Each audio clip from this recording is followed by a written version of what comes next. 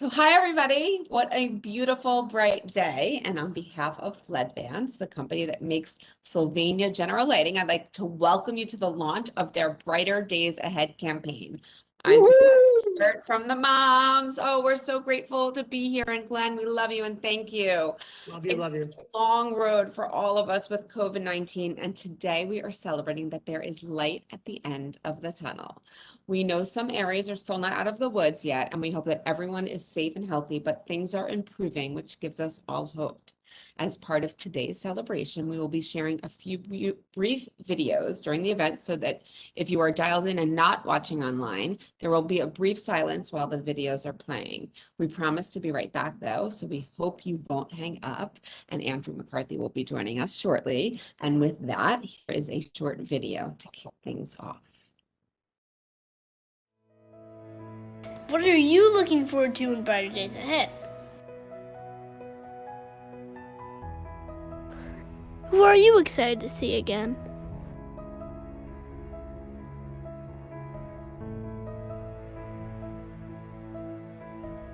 A son? A best friend?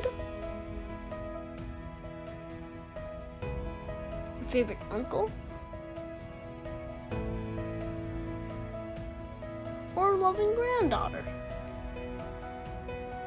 Is there somebody new that you've been waiting to meet? Where do you want to go?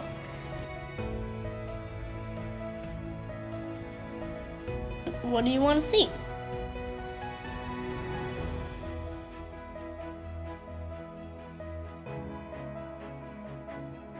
Will you be catching up on celebrations?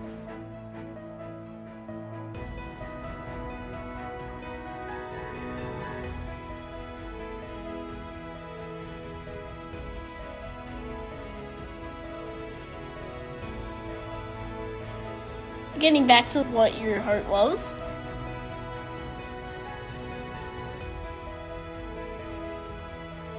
And everyday activities. Getting back to winning together in person.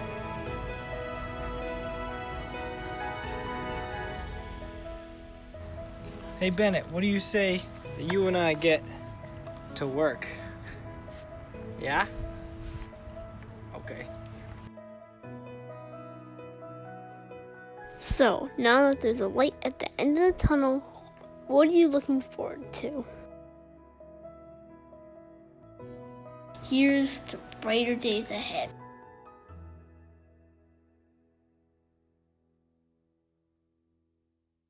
Wow. Wow. Everybody, I mean, I don't know if you don't have tears. I mean, wow.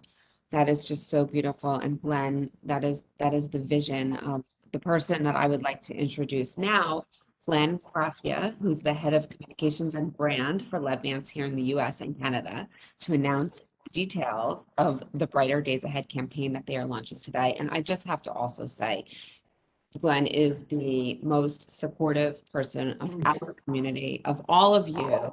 And he is the brighter day ahead and that is his son in that beautiful video. And I just want to say thank you, Glenn, and to you and to your company and your family just for always thinking of our community. And you are You're gonna make me cry as I'm a shining star light.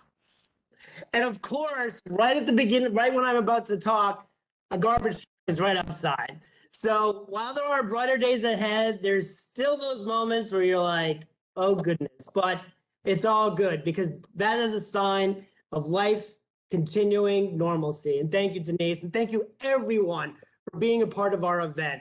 I am so proud to represent all of the Ledvance employees across the region that are so excited to launch our campaign today, celebrating, as Denise said, the light at the end of the COVID tunnel. Whether for their homes or businesses, we are honored that for over 100 years, people have placed their trust in our Sylvania lighting products to illuminate their lives and the lives of their businesses, employees, and their customers. Now, I think that the past year has felt like a century. I don't know about you. And everyone's workplace, family has been impacted by the global pandemic, causing stress, strife and stress. So we'll combine the two, and anxiety. So today is all about two things. One, helping those that are struggling in the dark. And that's why we're so honored to have some special guests with us here today. And two, celebrating that there are brighter days ahead. Yeah. So now, what does that mean?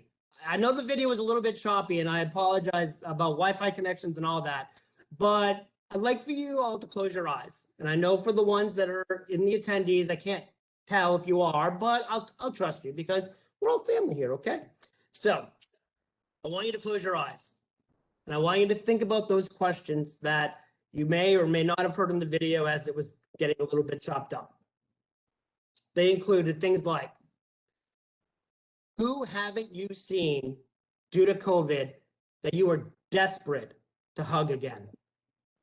What do you want to do when you get out more in the world?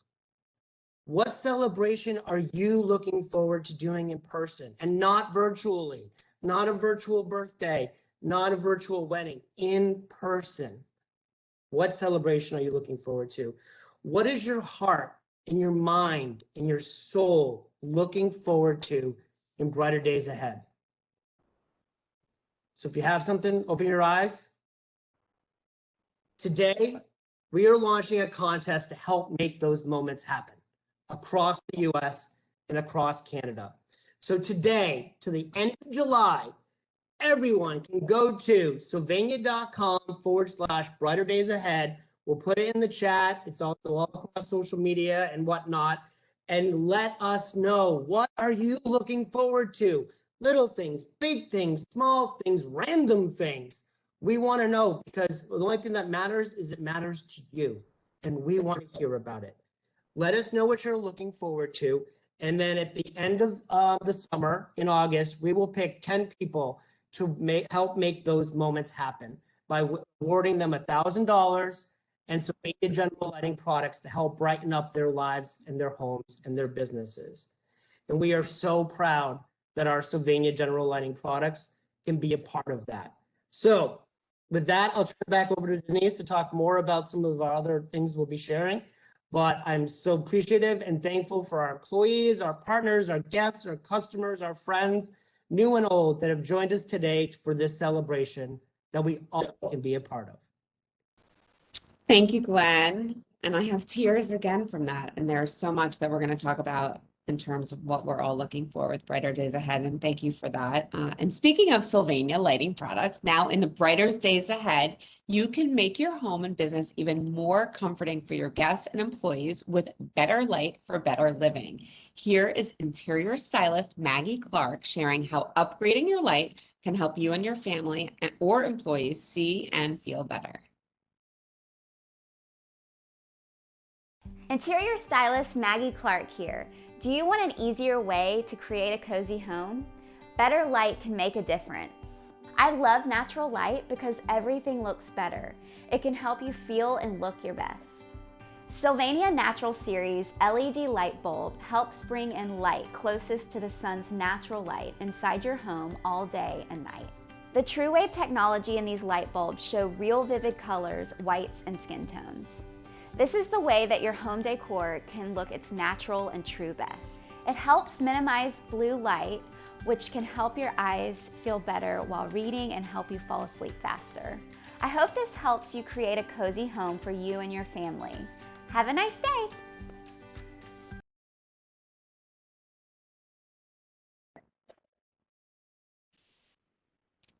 I love it. So awesome, Glenn. Thank you for that.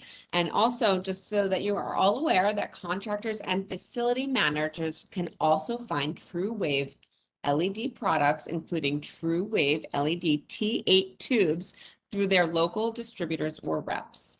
Another cool Sylvania innovation is an everyday light, this is unbelievable, that has germ fighting benefits, which is even more important now. You can help fight germs and odors just by turning on a harmless light bulb. Can you believe this? Find out how from this short video. Flip a switch, help fight germs and odors. That's Sylvania Light Shield. Your home is your everything. You spray, wipe, and wash. You dust, sweep, and vacuum, all to keep it spotless for the people who matter most. And if you could do more, you would, right? But what if doing more was as simple as flipping a switch? Now everyone's pitching in, helping fight germs and clear the air every time they turn on the lights. That's a fresh idea. Available at Home Depot. Sylvania Light Shield.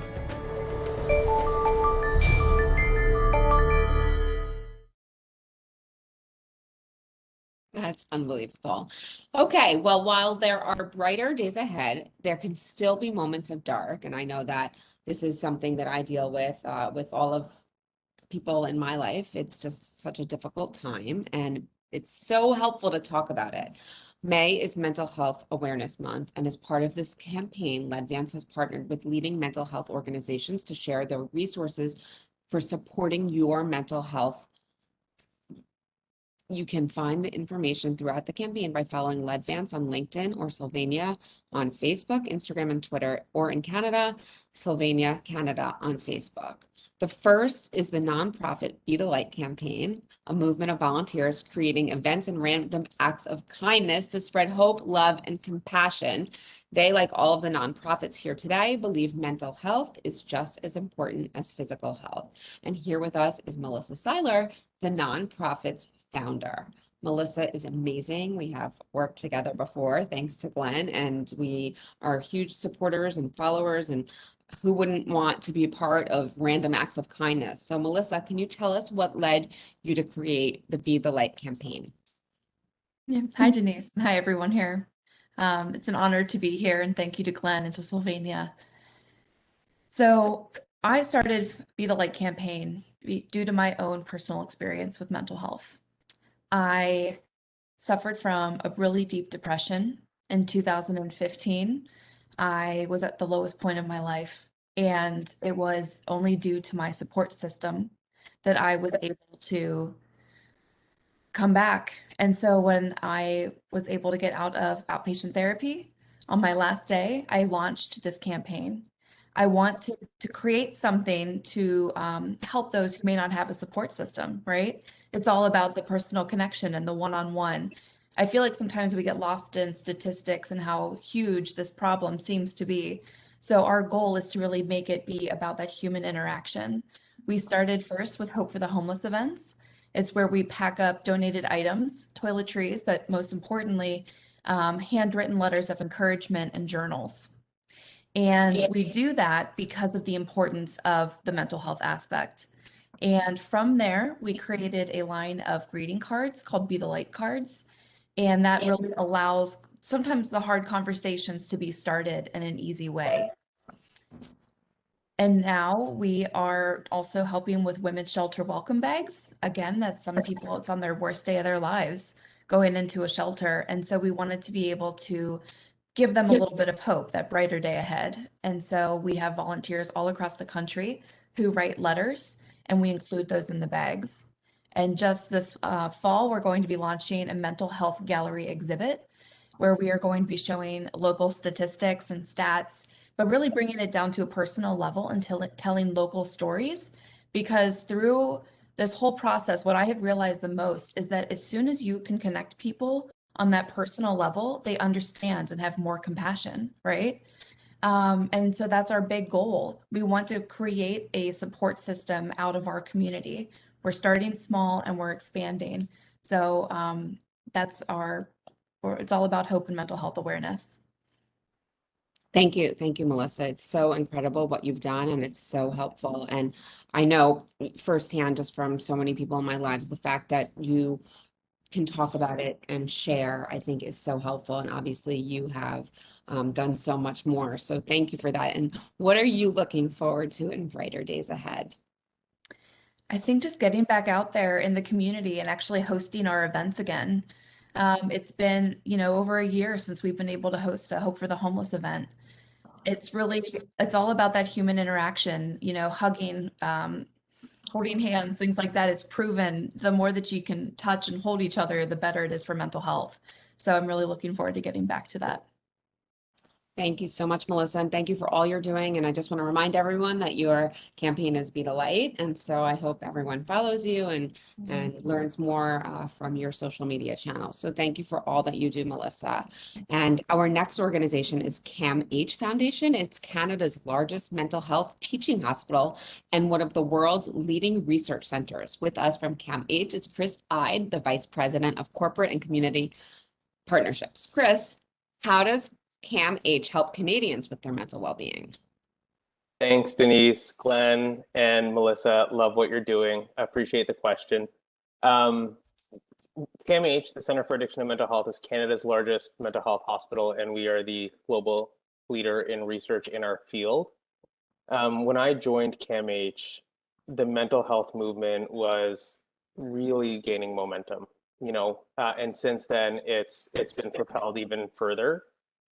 We've witnessed people move from asking, why should I care about my mental health, to how do I care about my mental health? So, and because of the pandemic, we've never needed to prioritize our mental health more than we do today. So times are difficult, but like Ledvance, we know that there are brighter days ahead. It's really an honor to be here to talk about some of the important work that's happening at CAMH and the role that you all are playing in making mental health a priority at work and in your everyday lives.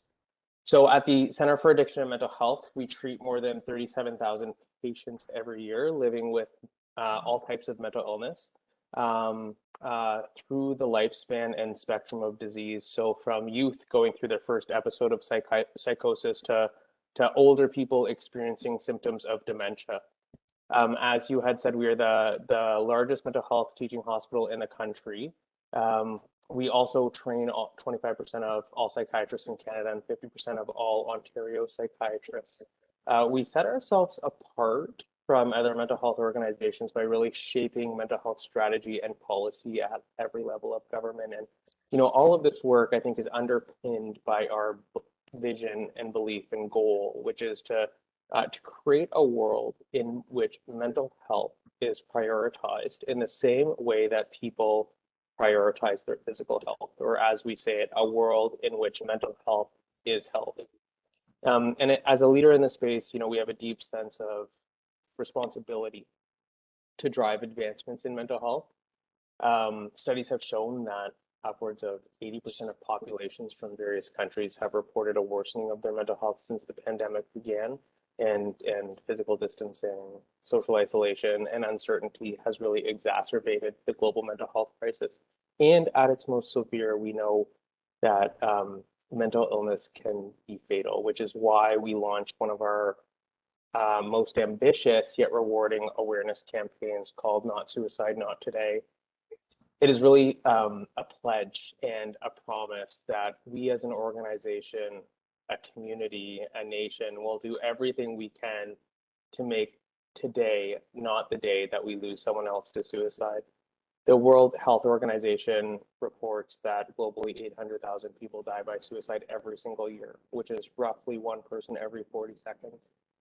And that doesn't count the countless lives that are really impacted by each death. In Canada, which is where we are, 4,000 people die by suicide annually, which is nearly 11 per day. And we really desperately need to change these stats. And we know that suicide is preventable and that we must take action. So in our 24-hour emergency department, we provide life-saving care for these individuals in crisis. And our researchers at CAMH are really leading the most consequential projects in suicide prevention in partnership with institutions around the world. Our clinicians and researchers like Ledvance really have dedicated their lives to providing brighter days ahead for people living with mental illness. And we all have a critical role to play in making it a priority. We also have a wealth of resources online at camh.ca to support suicide prevention and help people cope through the pandemic. These are research-informed resources that I always encourage everybody to visit. And I just want to thank you. The conversation that we're having today is a step in the right direction, and there is a lot more that we need to do together to ensure brighter days ahead. So thanks so much for this opportunity. And Glenn, we're so appreciative of Ledvance's support and partnership. It really means the world to us. Thank you. Thank you so much, Chris, for that, and thank you for all that you are doing. We were going to go to Katina from NAMI, which is the National Alliance of Mental Illness, but I'm not sure that she's here yet. And I believe we're almost ready for Andrew. So Glenn, I wonder, can we just play that real short video again for those that missed it? Because I think that would be really nice. And then we'll lead into Andrew. Okay, or maybe why don't we call, as we wait for Katrina, I'd love to hear what other people are looking forward to in brighter days, and rather than heating up to that way Nick can keep an eye out to see when Katrina joins, and Right. you know, we want to hear from you all. Right. Because So this everybody, is about everyone. So Right. go in the chat, people, go in the chat, please. Click on everyone and share what you are looking forward to, because this is a celebration of life and getting back for all of us, and not just the panelists, not just for me, not just for Ledvance. So I want to see some what you all are. As Nick, thanks for taking an eye out, and just shut me up when you when you see Katrina. So Denise, we can share. Let's just share some of these. Great. Okay. So Tamara is looking forward to seeing family members and friends that she hasn't seen for over a year. Rachel is looking forward to seeing her dad for the first time. That is so beautiful. A lot of people are looking to see family members. Julie is looking to see general calm out there, seeing people smile in person from Catherine. Melissa is thanking Tamara. Sorry, I'm going backwards. But I know I'm looking forward to traveling again. I'm actually taking a trip next week. I just like adventure in my life and celebrating birthdays and, you know, just anything fun with people that I love. Amanda, hi Amanda, is looking forward to seeing her baby nephew who she has not met yet. And hi Tara. She's also looking forward to traveling again. So thank you all for sharing this, because I know concerts, I agree. Whoever, Julie wrote concerts. I love that. Catherine is looking forward to seeing strangers again, which that's what I love about traveling also, is just saying hi to the person sitting next to you in the airport. I mean, can you imagine? Do you know what's so crazy? I live in an apartment building in New York City, and during the pandemic, only one family was allowed in an elevator at a time. And so now people are masked and we're vaccinated mostly. And so when you get into the elevator, we've been saying to people, is it okay if I join you? And it's like talking to people again. I can't believe we're actually like asking people if it's okay to share an elevator. You know, that's a crazy moment. But the fact that we're starting to talk to random people again that's a bright day for me. So these are all. Yeah, I'm so, because I'm tired of going to the grocery store, and if I get someone passes me because they went the wrong way, being scared to be within 6 feet, and just like that knee-jerk reaction of I need to get away. I can't wait for that, like, fear of I need to get away from this person just because I need to be within the distance. Right. Is one of the things that I'm so happy for. Yeah, agree. Glenn, I can't wait to hug you. I can't wait to hug you too. Glenn and I are going to a Broadway show together. That's a brighter day ahead. Yes. To do something like that. So I don't know if I see Katina in here yet. Let's see, my granddaughter's first birthday. We were not at the hospital when she was born, and that's exactly why I put that clip in of the man with the baby, because I knew that there were moments just like that, of individuals that weren't able to be there when someone that they were going to love right from the get-go joined the world. So let's take one last look. Nick, are we still waiting for Katrina? Otherwise, I think that. I do not see her. Okay.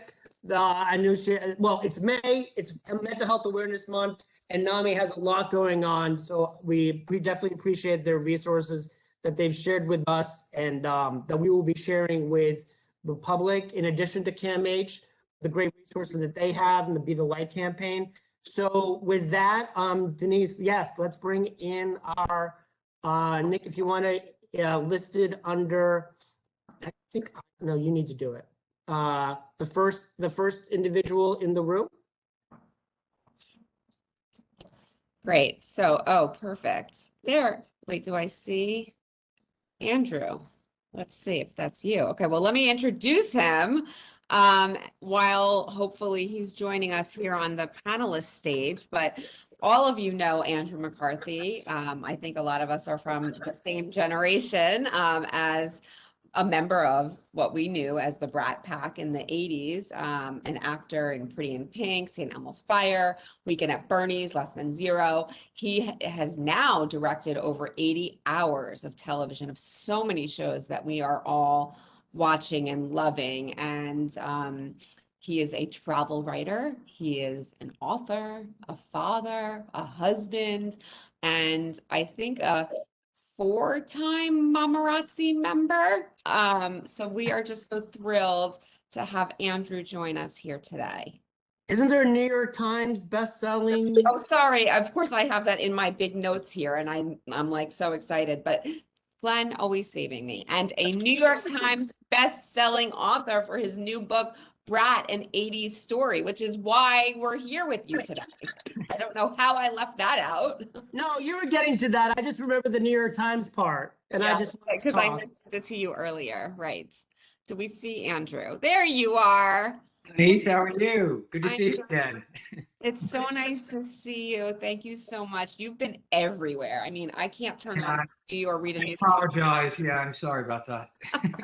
It's so great. Wow. Well, this is great. So the last time we saw you, you wrote, you were doing a coming of age book and talking about also all of the travel that you've been doing. And now, you know, this is the book that I think a lot of people have been waiting for. So what prompted it? Yeah, I mean, that's the question, isn't it? What took so long? You know, I think it just took me a long time to grow up and be able to look at it clearly, you know, because those few years that were the Brat Pack and that happened in the 80s and those movies and all, you know, they had such an effect on my life and changed who I would become completely. So I think I ran from it for a long time, and it took me a long time to just sort of be able to have enough distance to look back on and kind of go, what did happen there? Let me look under that rock. And so that's what the book is. Yeah. And so did you take notes? I mean, we actually just did an event with Soleil Moonfry, who documented her whole life basically on video. And it was really incredible that she had the thought back in the day to do that. How did Thank God I did not document anything about my life. No, and I actually, when I started writing, I said I didn't know if I'd be able to remember anything. And then as I started writing, things just kind of came back, and then one thing led to another, and I was like, oh my God, and then that happened, and so things just sort of revealed themselves. And there's all this stuff which you actually do remember. And then what was interesting was trying to find out, why do I remember this? What's the meaning of this? You know, what's the real meaning of this, as opposed to that it's just some fun, cool story. And so that was an interesting experience to sort of, you know, that line, we live our lives forward and we make sense of them backward. And that's kind of what this is trying to make sense of, all that time for the first time for me. Because it was so, you know, the public imagined this thing that, the Brat Pack, oh, they're this super cool ultimate in crowd, you know, and to me, that was not my experience of it at the time. I thought it was this very sort of pejorative term and kind of limiting and boxing in and a negative thing. And, you know, I think I had it wrong all these years.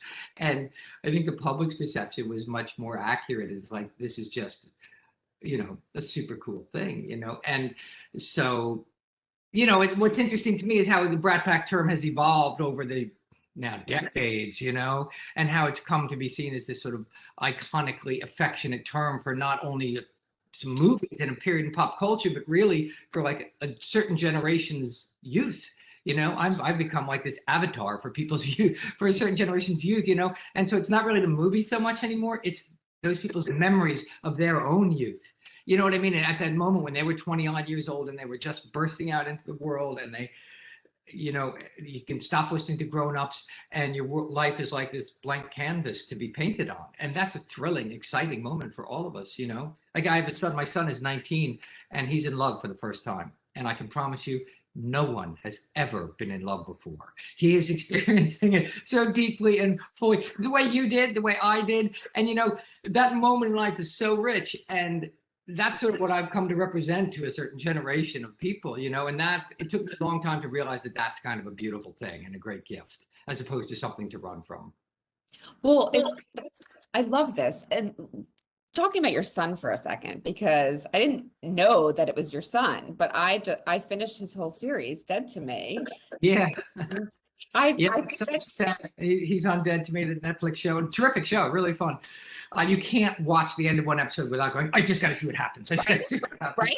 I mean, and by the way, I went through a little bit of You've been in front of the TV far too long, and you just go, oh my God, what rabbit hole did I just fall down? But it's a terrific show, yeah, and he's terrific in it.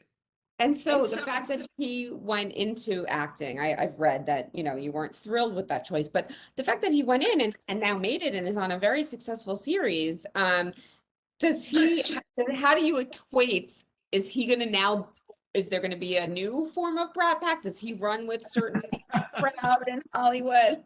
My daughter, I have to say, my 14-year-old daughter is also an actor. She's been on Broadway a number of times. So my kids have already surpassed me. And it's not that I didn't want them to be actors. They can be whatever they want. I just always thought it's just a weird kind of funny life, And so, and it didn't occur to me that he would ever want to do that, because there's nothing glamorous about acting in our household. You know what I mean? They sort of see it for what it is, which is a fantastic job, but it's also inconsistent. And but if someone wants to act, you have to let them do it. I think you don't want to be that person who 30, 40 years old looks back and goes, I wanted to do that, and my parents made me go to law school, So, if people, and let's face it, acting saved my life when I was a kid. When I was 15, I discovered acting saved my life. So maybe it's doing that for them. Who am I to say?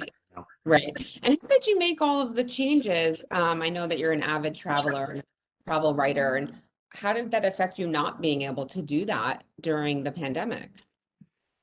Well, yeah, that just stopped. That just ended for a while. Heard you talking a little bit about sort of getting back to normal, and that's so exciting, isn't it? Just the idea that we can be excited about talking to someone in an elevator is really, that's how low the bar has gone, but I can't wait to get back out on the road. But I've been doing, directing television during the last, like everyone, I was shut down for 5, 6, 7 months, wondering what the hell just happened. And then, but for the last, since October, I'd say I've been directing TV pretty nonstop. And how have you been doing that, like on set, or is it's totally the same. Well, you get tested every day. I've had so many things up my nose so many times. It's more than, last time I had that much up my nose, it would remind me of the 80s. But anyway, we don't bum. Anyway, it's all in the book. And that part I read. And what do your kids think of all of that?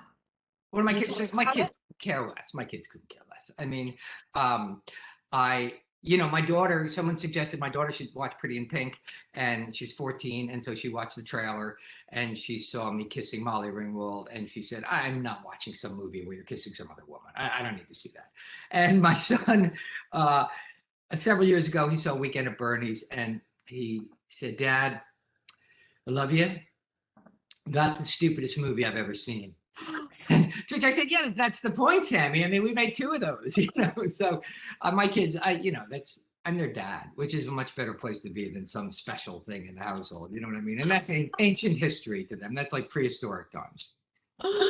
Wait, that's classic. That is classic, and I see that people are. That's what Julie just said. Julie just said that's a classic. That's hilarious. I was wondering. I was like, wait, has he seen Mannequin? Right. Exactly. And I wonder if I should watch Mannequin though. I think my daughter would like Mannequin, but again, there's this kissing situation that's the sticking point. So they haven't done a day of all of the movies, back to back, St. Elmo's Fire, Weekend at Bernie's, Less Than Zero, Pretty in Pink. I mean, that when you were saying it, I can actually picture sitting on my couch, who I was sitting with, watching all of these movies. Dude, you got to come by my house. This is not how it works in my house. Okay. No. There's a lot of time to do that in the last week. There's a lot of time, but there's a lot of Minecraft to play, and there's a lot of Disney movies to watch, and whale documentaries and things. So no, my canon is way down on the list. It's not even on the list. Right. And your little one too. Does he want to go into the business as well? The guy is 7. No, we have kept him So far, we've kept him clear, but we'll see. I didn't think the other two would get into it, so we'll have to see. Right. So tell us a little bit more about, did you start the book? Did you start writing it during the pandemic? No, I wrote it before the pandemic. Someone that over the years, many people have asked me, would you write a book about the Brat Pack? And my answer is always no. I mean, before they finish the sentence, I no. And then someone mentioned it to me a couple of years ago, and I went, huh. And the idea just kind of sat with me. And so I just started, one day I was away from home doing a show, producing a TV show up in Canada, and I just had nothing to do at night. And so I started writing, and then it just sort of started to flow out and come out, and it turned into what it turned into. And then I went and sort of sold it. So I didn't want to like sell some idea of the Brat Pack because I didn't know if I had anything to say, I didn't know if I had anything to offer about it. So, I was surprised. I found it quite a kind of relief ultimately. It was very liberating to really realize that what I thought of it all. Like I early on, I gave a first draft to a friend of mine to read, and he read it and said, "Oh yeah, good. What are you going to call it?" And I said, "I have no idea." He said, "Well, there's only one name for this book." And he said, "It's Brat." And my immediate response was, "This book will never be called Brat." And then in that instant, when I said it, I realized I hadn't really done my work yet. I hadn't really looked at I was still running from the Brat Pack, and when I rewrote that whole section about that, it made me really realize what we were talking about earlier, that what a blessing it really has been, as opposed to this albatross. It's really been this thing that's buoyed me up over all these years in a way that I was, hadn't accepted or been aware of. Right. Now I read that the Brat Pack wasn't actually what it was. Like these weren't like the people that you were hanging out with all the time and everything. So my question is, if you could create now your own Brat Pack that's real, who would be in it? Well, I mean, it was very much real to some degree. I mean, it was not as much as it became a media thing. And then the fact that it was in people's imagination made it even realer than if it was real.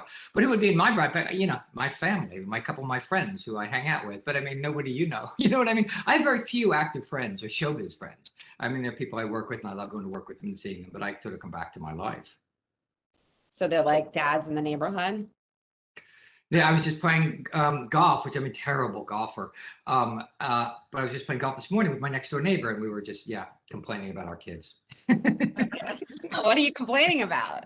No, he was just saying how his kids are coming home from school. He's got to go pick them up, and I'm like, oh, I got to go get my daughter. It's basically you're a taxi driver at a certain point in your kid's life. You're just a taxi driver. So that we were lamenting that.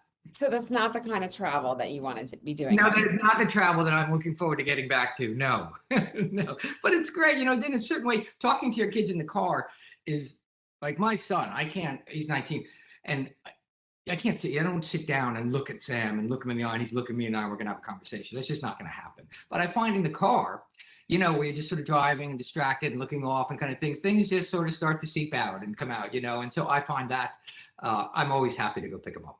Any of them up. I'll pick you up because you sort of see where they're at and see what's going on. And that's where you get your best info, huh? Yes, good info there. I'm also getting good info when I'm walking with my son. My daughter refuses to walk. She goes, "Why would I go walk on a walk? That makes no sense.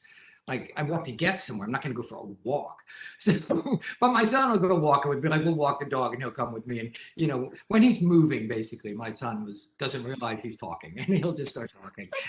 You get the information, you get those little snippets and go, "Oh, what was that?" Well, Do they tell you everything, or they go to mom for that? My son particularly tells me, I mean, more than I would certainly have ever told my father. I always say, if I look back on my life and my kids sort of want to have a good relationship with me when I'm an adult, when they're adults, then my life will have been a success. I like to think of it as I'm the backstop in baseball, and I'm like back here kind of going, you go out into the world, and when you turn around, I'm right here doing this. You know what I mean? And if they feel that and know that they look over the shoulder, and I'm like, yeah, go on, we got you. And that's the kind of relationship. It's been interesting trying to transition into having an adult relationship with my eldest son, as opposed to just, no, put that down. It's easy to have a relationship with a 7-year-old in certain ways, and you can make them happy. Whereas at 19-year-old, you can't make them happy anymore.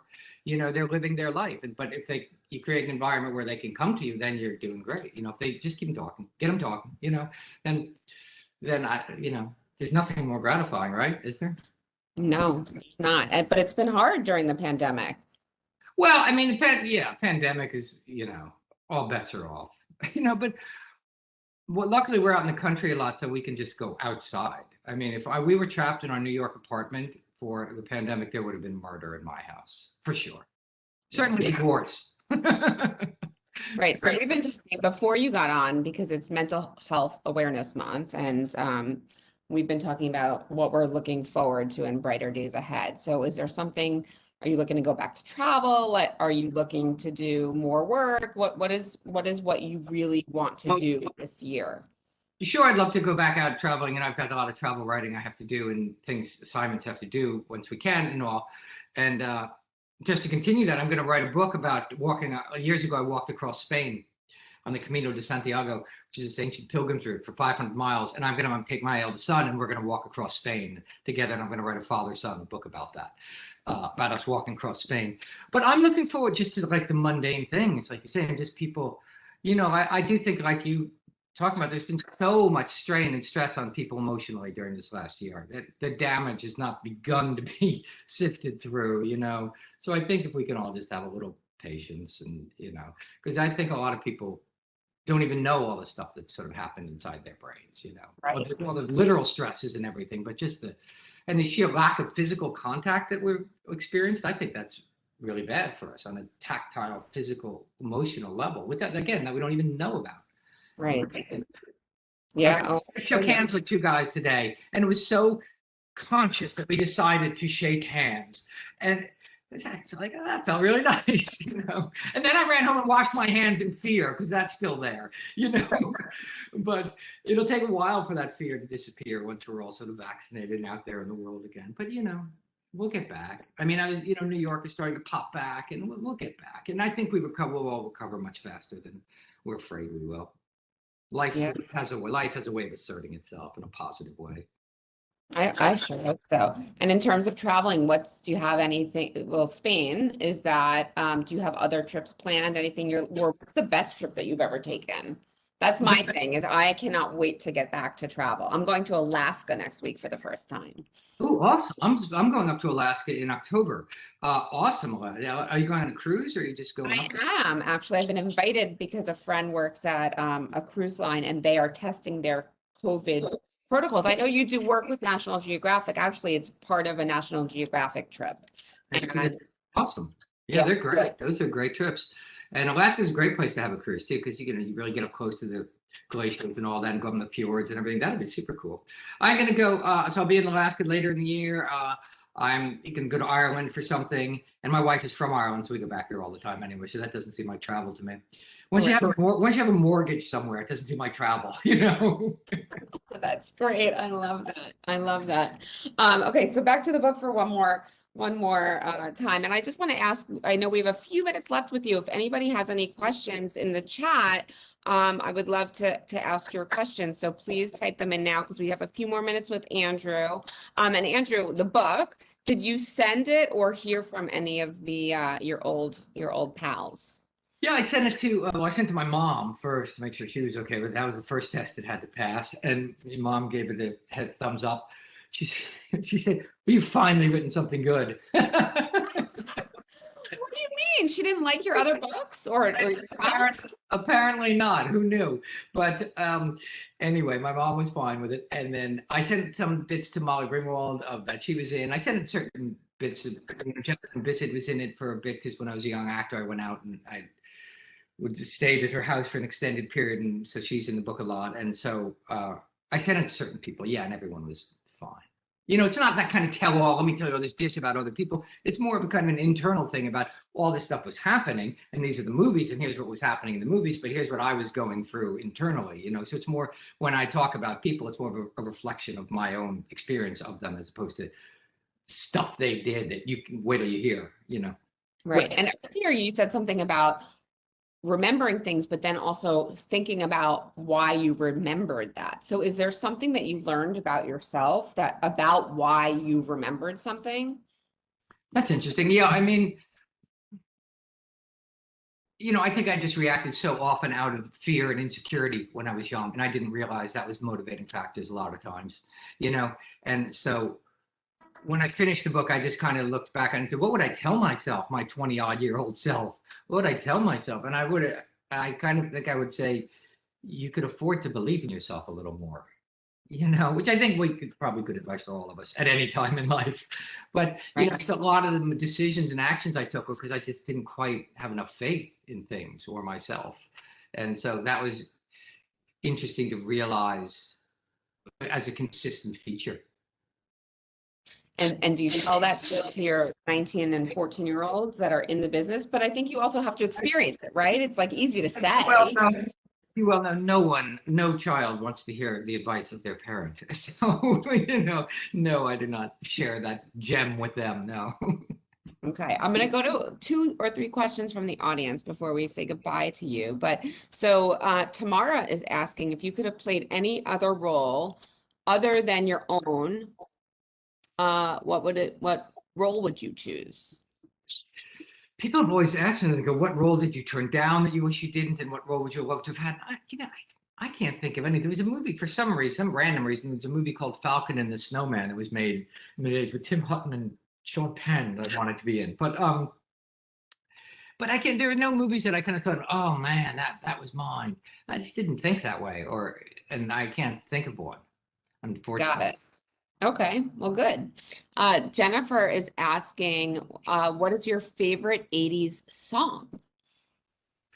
My favorite 80s song, wow. I'm from New Jersey, so I grew up on Bruce Springsteen. So, I suppose Dancing in the Dark just represents the 80s to me. Yeah.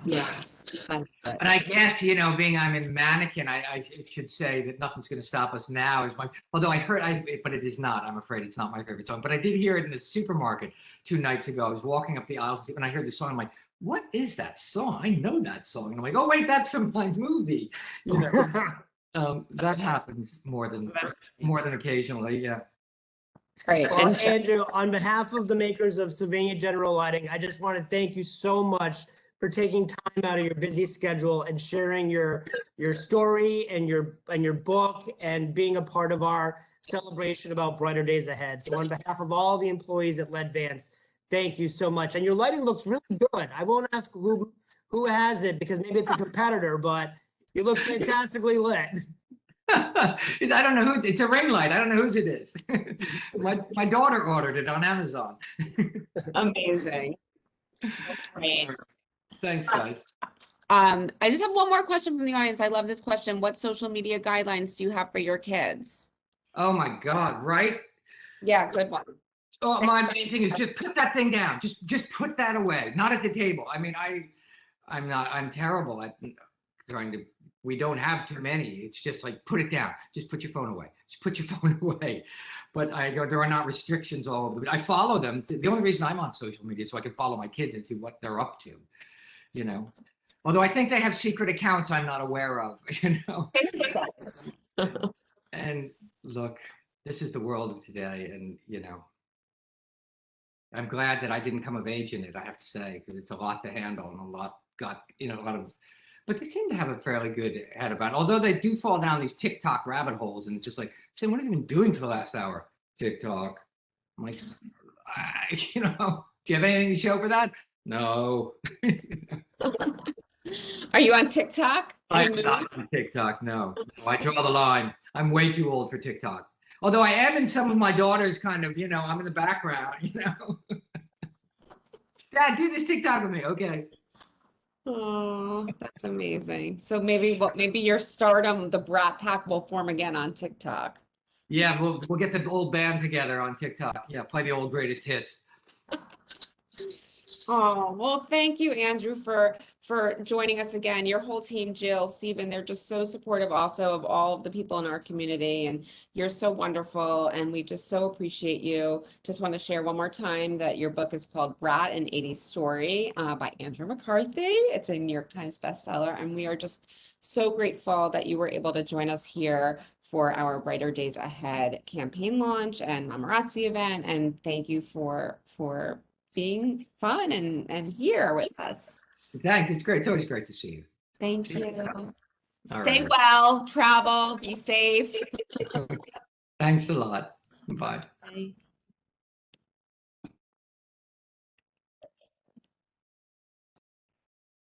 How great was that? Oh, that was a bright part of my day and week. You too, Glenn? Absolutely, absolutely. And we're so appreciative now we can speak with Katrina Gay, who is the Interim Chief Development Officer at NAMI. And Denise, want me to take this on? Want me to bring it on home? Sure. And thank you, Katrina. I'm sorry that our timing was a little off, but hope that you enjoyed Andrew. Yeah, thank you. Ledvance has also partnered with NAMI, which is the National Alliance of Mental Illness, and it is the largest grassroots mental health organization in the U.S. dedicated to building better lives for the millions of Americans affected by mental illness. And Katrina Gay, the Chief Development Officer, is joining us now. Thank you. We're so grateful that you're here. And with May being Mental Health Awareness Month, everyone is busy. What are some of NAMI's initiatives this month, Katrina? Well, I will say your timing was perfect because while May is Mental Health Month, today is Mental Health Action Day. So on this day today, it's the first ever. Many of our partners in the entertainment industry and corporate America across the spectrum have come together almost organically, but not really, due to some strong leadership to commit to taking action on this day in some way. So what you're doing by hosting this, I can add you to the checkoff list and say what's going on, but there are so many things happening all across different sectors, different industries. I've been in this role, not in this role, but I've been in NAMI as an advocate and as a movement builder for more than 20 years. My background is PR communications, and I did public affairs for a while and other things. And I mean, this is sort of like an amazing moment for the movement. And I do think it has been encouraged by the pandemic in a way that makes it sad and unfortunate. But if anything good has come out of this, I think because so many people have experienced some sort of on the spectrum of a mental health kind of issue. We know anxiety and depression are super high. We don't all know why, but I think it's given everyone some awareness to see, recognizing that, wow, now I think I kind of know what that might be. And also be humbled in some way about how complex being well may also be. So we have a ton of events happening, a lot on all the social media channels, lots of stories, lots of encouragement. Today is a big day where everyone from Univision to the beauty industry are galvanizing in many, many different ways around lots of things happening. Lots of CEOs are coming to the table. Events large and small, as movements really are when they're the best. So just check out, follow NAMI on social. You can definitely look at Mental Health Day of Action hashtag and see a million things going on. But I think the most important, we thank you so much for your commitment to NAMI, because I think it's such a perfect fit and such a good fit at this moment. So as Andrew said, I loved what he said. You can afford to believe in yourself. And if that message is such a pure and true message of NAMI, one of encouragement, one of support. NAMI is about support, education, advocacy, awareness, and we're about that pure experience. So we're about making sure that we are here. We've been through this before. We know we've come out the other end. We know that we're always vulnerable, that this is a continuum and that any day might be harder or things may happen to us. So the process of being well and being our best as we live with mental health conditions is a daily opportunity. So part of that is recognizing how important it is to find others who can be a light for you and be that sort of inspiration so that you recognize in yourself, I can believe that I can overcome this, and that you can also be there for others to sort of help shine the light for them. Even if you're not shining the light on them, you're holding your own. So you're saying, here I am. I'm here to show you, to model for you. It's okay to not be okay, and it can get better. So I think that's really the big message of May is Mental Health Month. You are not alone. We're all in this together. And if anything, coming from the pandemic, we recognize that now more than ever, we have to, if we can't actually touch one another, we can metaphorically or through other means make sure that we're inspiring other people, holding the light for them, and helping us all of us get through to that light at the end of the tunnel that has been this pandemic experience, knowing that we might have some rocky days ahead and we don't even know what they may be. But we also know, and we can have confidence that we have that sort of beacon of hope. And that, I think, is just the essence of what May is, and why we are so proud to be selected for this initiative and for this campaign. I feel like it's such a great fit. So perfect.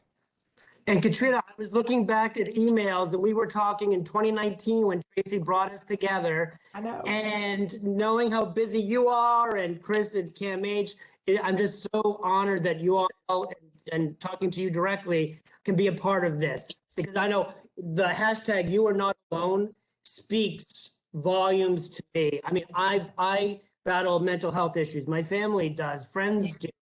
And before there was the stigma of, I can't talk about that, I can't share that, it's embarrassing. And to be able to say, I'm not alone, you're not alone, is so, just takes the weight off.